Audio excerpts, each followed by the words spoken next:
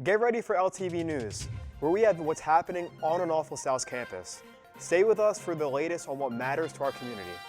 We'll bring you stories about student life at LaSalle, some news from our city, Philadelphia, and information on global events.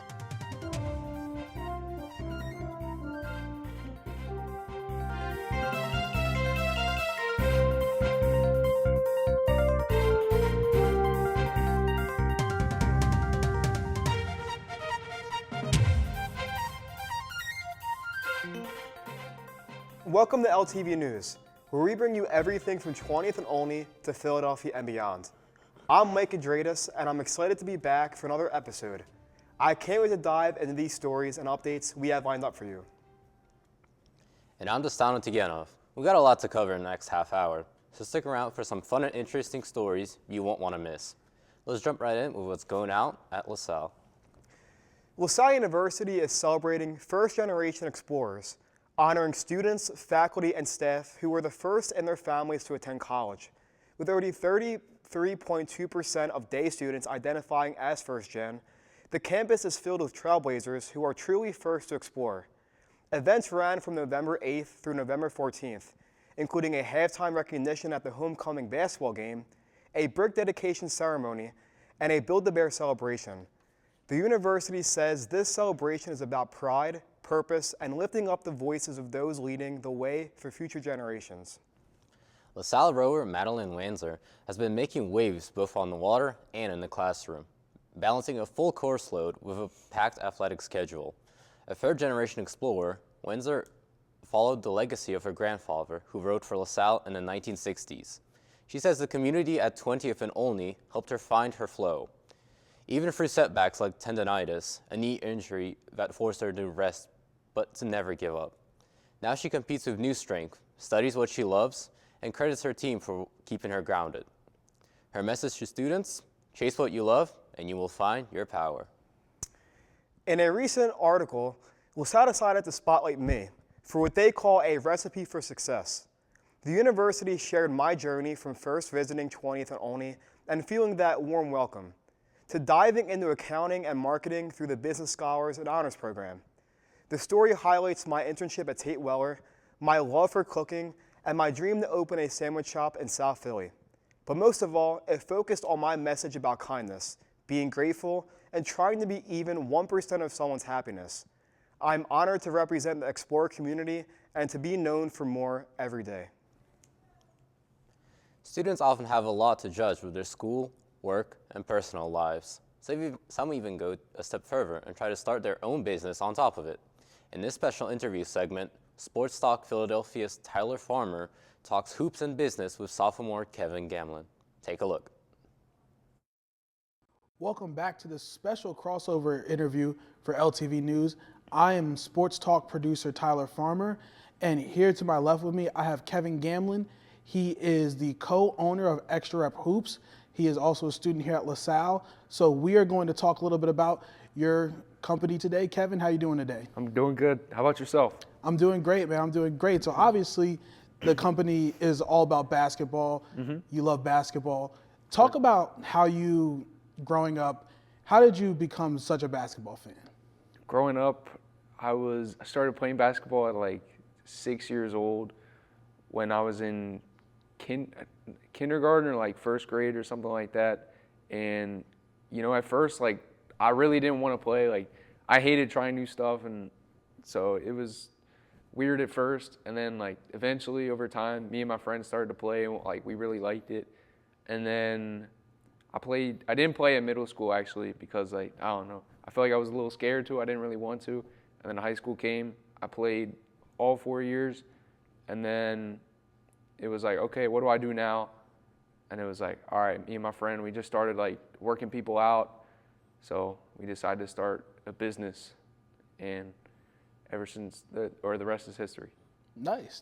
Talk about your business, Extra Rep Hoops. Talk a little bit about what it is and what you guys do, and just a little backstory about how you guys ended up coming up with this idea. Mm-hmm. Okay, so it was over a summer workout where I was working out a couple of these guys, former teammates of me actually, and they were saying like, oh yeah, we got to get these extra reps in because like they already did more than the minimum, and that's like the purpose, like doing more than the minimum. So it was extra reps, you could say, and then me and my friend, we came off of that workout and had the idea, and yeah,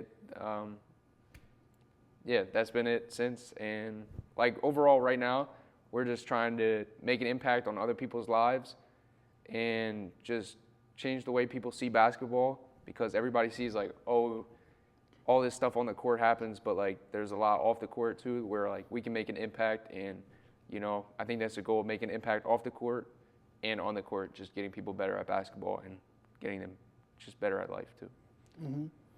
So your co-owner and your friend Brett. Mm-hmm. So he doesn't go to LaSalle here. He goes to Loyola in Maryland. Mm-hmm. How do you guys get over some of the obstacles of you're in two different spots, two different locations, and how you guys continue to work together to make sure that this company continues to grow?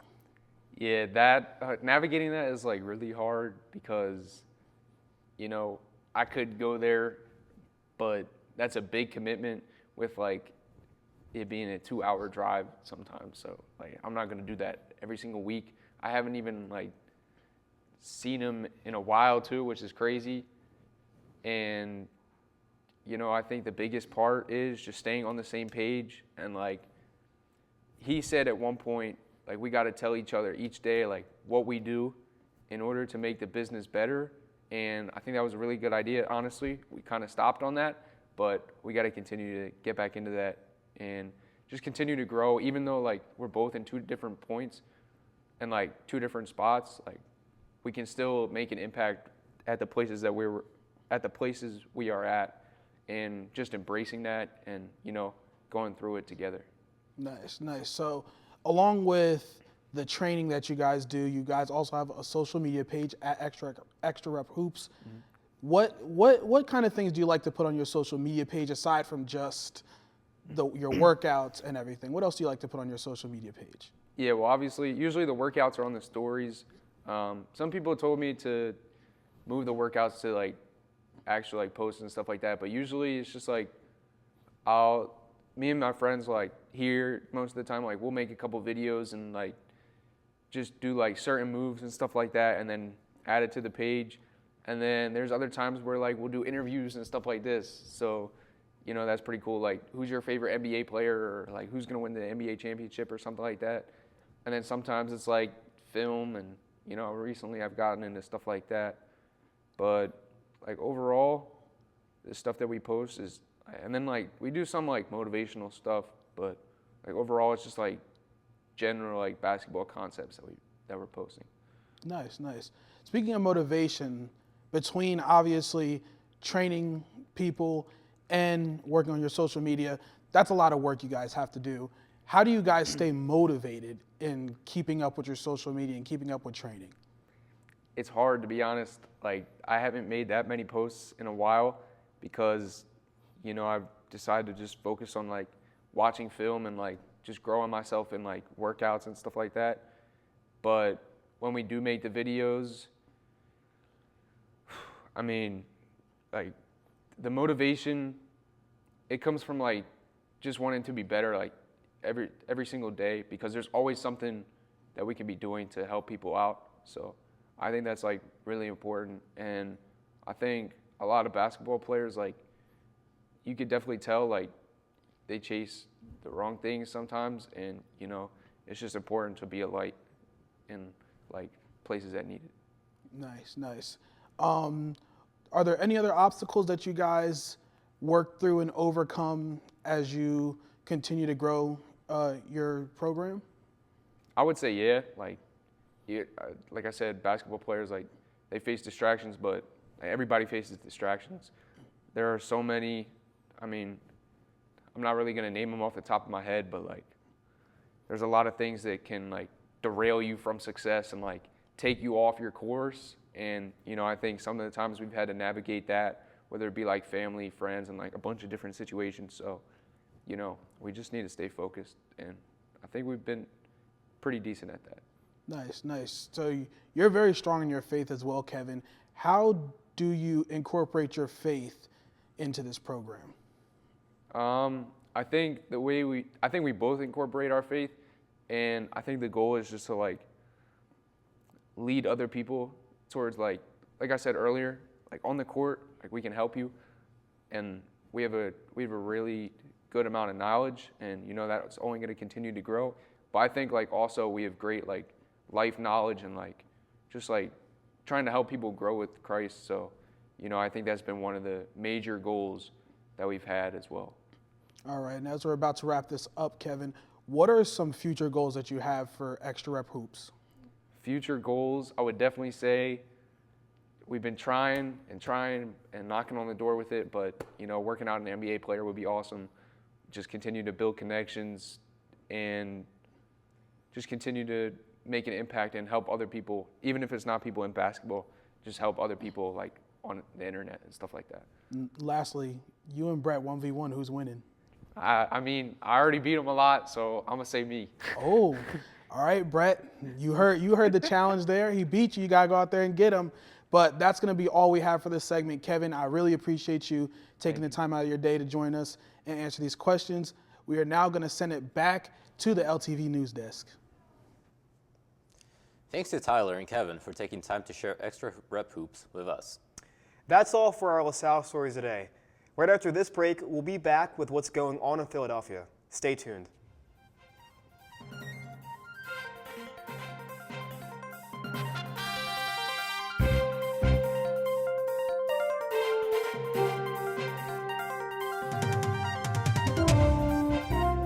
When a child in your life requires intensive care, their health fragile, their condition complex, certified acute care pediatric and neonatal nurse practitioners will give you the information and support you need to make the best decisions for your child, while providing the critical care your child needs.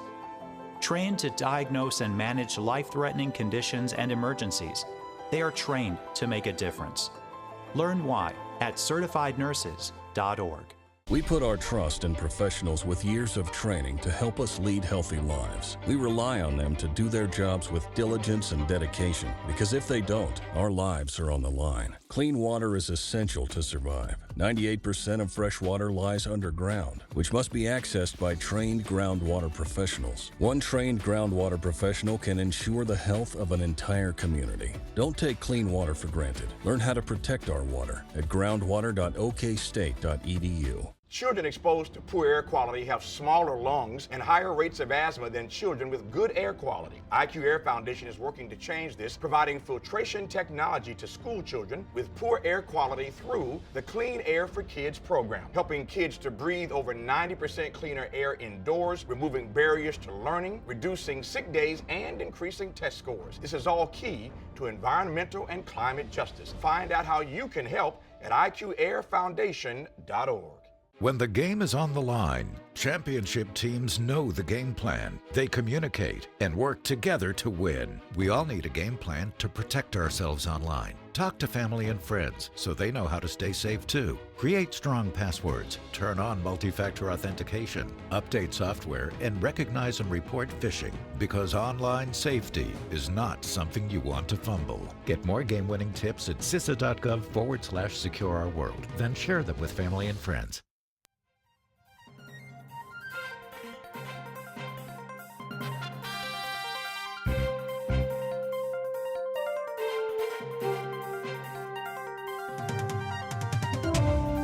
Welcome back. Philadelphia's Marathon Weekend will take place this upcoming weekend from Friday, November 21st to Sunday, November 23rd. The weekend will feature multiple different races, including the AACR Philadelphia Marathon, the Dietz and Watson Philadelphia Half Marathon, the Rothman Orthopedics 8K, and the numerous Children's Philadelphia Kids Run. The marathon started out as a small event in 1994 with about 1,500 participants. Now, over 3 decades later, the marathon is expected to see around 30,000 for the upcoming weekend. For more information on the races, hotel stays, road closures, or anything else related to the events, visit philadelphiamarathon.info. The National Dog Show took place this weekend right outside of Philadelphia. The show was hosted at the Greater Philadelphia Expo Center in Montgomery County, Pennsylvania. Purebred dogs took to the stage to compete in multiple different activities and challenges. These challenges demonstrated different things like obedience, agility, and fashion. The National Dog Show has a rich history, as origins of the event date back to the late 1870s. The first ever show took place at the Van Sentinel Exposition in Philadelphia and has now grown into the National Dog Show. If you missed the event live but want to see it, NBC will air the entire show from noon to 2 p.m. on Thanksgiving Day. The Philadelphia Union have a very new partner that will charge up game days. The Union announced a multi-year deal with Rival Bros Coffee, which will begin in 2026. The deal will benefit both fans and players, as it will become the team's official coffee. Products will be available on game days, as fans will have access to multiple signature coffee blends that will be available throughout Subaru Park. Rival Bros was founded in 2011 by chef Jonathan Adams and roaster Damian Pigelli. They have 5 locations across Philadelphia, and now their products will be available at Union home games next year. Veterans Day was November 11th, but those who served should be celebrated all year round. To do so, LaSalle TV reporter Lily Jabia takes us to the Pennsylvania Veterans Museum and media to learn more about all the branches of the U.S. military. In the heart of Media, Pennsylvania, the Pennsylvania Veterans Museum honors the men and women who served in America's armed forces. Since opening on Veterans Day 2005, its mission has been to preserve veteran stories and educate future generations about the sacrifices made for our freedom. Our tray. Housed in the lower level of the historic Media Armory, now home to a Trader Joe's, the museum features immersive exhibits from World War II, Korea, and Vietnam. Visitors can hear first-hand accounts, see authentic artifacts, and even try on a paratrooper's gear. More than a museum, it's a space for reflection and connection, a place where history comes alive and the legacy of service is kept strong. Admission is free, and doors are open Friday through Sunday. The Pennsylvania Veterans Museum invites all to learn, remember, and carry the stories forward. If you'd like to learn more about the museum, visit paveteransmuseum.org. There you can find museum hours, along with featured exhibits and how you can donate to keep this location going. Travelers experienced an unusual situation on Friday evening at Philadelphia International Airport. The FAA issued a halt and ground closure for incoming flights just before 4:30 in the afternoon, as a result of a ship that was in the Delaware River that cut off an approach to one of the runways. A tugboat came to the rescue and moved the ship from the blocking the view, and the FAA lifted the halt about an hour later. We're pleased to bring you a new segment in conjunction with LaSalle's public health program. Public health and policy focuses on government issues that concern our nation's health. Today, Isaiah Johnson and Adia Brown examine the SNAP program. Food is a basic human right, but for millions of Americans, that right is under threat. The Supplemental Nutrition Assistance Program, or SNAP, helps over 42 million people afford groceries each month. It's the largest federal nutrition program in the United States, supporting low-income families, seniors, and individuals facing unemployment or underemployment. SNAP doesn't just reduce hunger, it improves health outcomes, it supports child development, and it stimulates local economies. But in July 2025, Congress passed the One Big Beautiful Bill Act, signed into law by President Trump. This legislation included sweeping changes to SNAP, cutting an estimated $186 billion from the program. It expanded work requirements and reduced eligibility for many adults without dependents.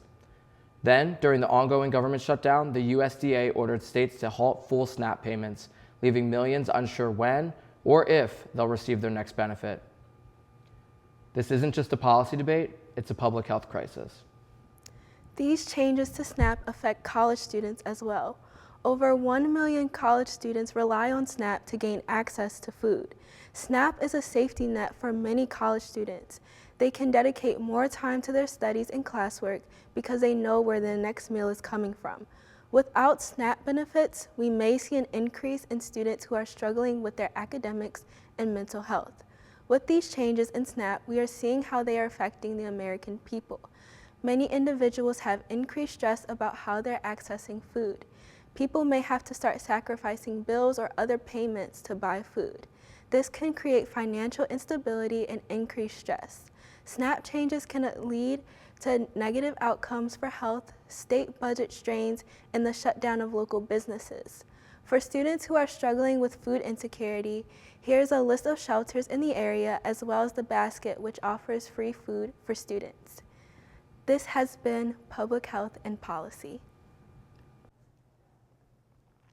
Thank you to Isaiah and Adia. We look forward to hearing about more issues in the weeks to come. That's it for Philadelphia Stories, but don't go anywhere. We'll be right back with World Stories.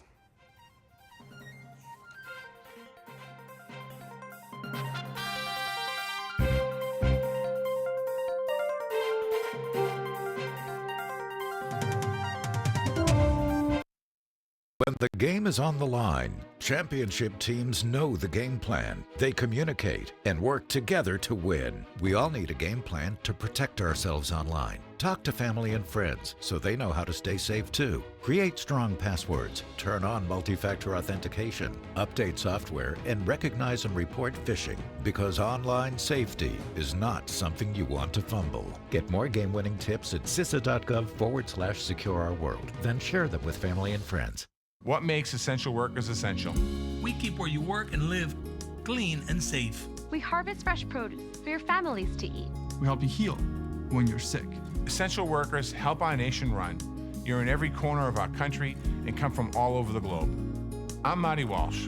The Wage and Hour Division at the Department of Labor helps ensure you receive the essential protections you deserve. Visit our website or call 866-4US-WAGE. Brought to you by the United States Department of Labor. Dear University of... Thank you for your offer to become student ID number 283471. While I appreciate your desire for my impeccable academic record, I must decline the opportunity to get a generic degree. I've decided to tell my story, to be a student, not a statistic. I wish you good luck in the future as I embark on mine.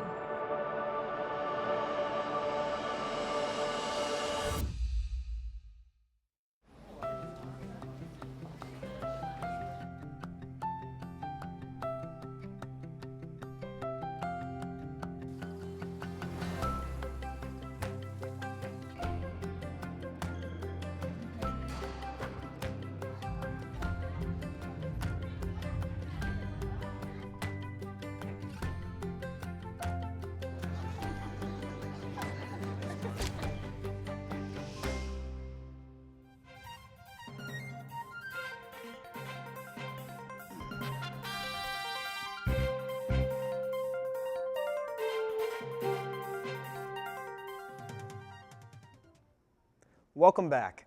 A new study out of Queen Mary University of London found that bumblebees can now read simple Morse code. Yes, you heard that right. Bees are basically buzzing geniuses. Researchers trained bees in a special maze using flashing lights. A short flash or dot LED led to sugar, while a long flash or dash led to a bitter substance called quinine. Over time, the bees learned to pick the dot every time. Even when the lights moved around, this is the first time an insect has been shown to tell apart different flash durations, a skill previously seen only in humans and other vertebrates. Bees continue to prove they are smart but mighty intelligent. A new sports record has hit the court because 7'9" Canadian Olivia Roux just became the tallest player in college basketball history. The University of Florida freshman checked into a game against North Florida and the crowd went wild, chanting his name as he stepped onto the floor. Roux only scored 2 points and only played 2 minutes and scored no points, but his debut still made history. He can even dunk without jumping thanks to an 8-foot wingspan. Coaches say the sky's the limit for the 19-year-old, who has been training at IMG Academy and continues to work hard. Keep an eye on this giant future star. In a major win for history and heritage, the Netherlands is returning a looted 3,500-year-old Egyptian stone bust after tracking it down at an antiques fair. The artifact, just 7.5 inches tall, depicts Pharaoh Tutmos III, one of the most powerful rulers in ancient Egypt. Authorities believe the bust was stolen during the Arab Spring and discovered through an anonymous tip. The return comes just as Egypt opens the Grand Egyptian Museum, a massive new complex holding 100,000 artifacts. Officials say this good faith gesture shows a global commitment to preserving cultural treasures and returning history to its rightful home. An incredible story of compassion is making headlines after a British surgeon saved a baby's life in Sierra Leone for free. 10-month-old Maymunatu had a massive tumor growing on her neck, almost the size of her face. Local doctors said she was too young for surgery, but everything changed when her mom met a volunteer for Mercy Ships, a charity that runs floating hospitals. The Global Mercy crew rushed her on board, where Dr. Leo Chang performed a 4-hour operation that saved her life. Today, Maymunatu is healing, smiling, and finally breathing easy. Since 2023, Mercy Ships has provided thousands of free life-changing surgeries across Africa. That's all we have for today's episode. Thank you all for joining us. I'm Mike Adredas. And I'm Destano Tiganov. Until next time, take care.